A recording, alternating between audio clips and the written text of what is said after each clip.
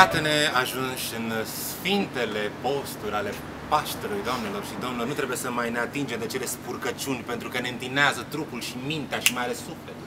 Și lovelele și banii și dolarii și mărcile, hai cu ele acum! Și le băgăm la cuptoră. Sărmăluțele vor fi atât de gustoase dacă punem. Luisei pe masă este însărcinată și este posibil ca în acel moment să fi păcătuit în fața Domnului. Cum să fac așa ceva, doamnelor? Să pună mărar în ciorbă, mărarul. E de barosan, nu e de frate de boș, adică dacă vă zic eu... Care știu atâția enoriași care vin la mine și se încred în mine cu sfânta taina împărtășaniei și a spovedaniei. Doamne, nu se poate, nu este adevărat. Că puiul s-a ars, puiul s-a caramelizat. Fără număr, adică nu... S-a ars în flăcările iadului pentru că a păcătuit cât a fost pe pământ și acum totul se plătește. Pentru că a trăit cu sora sa.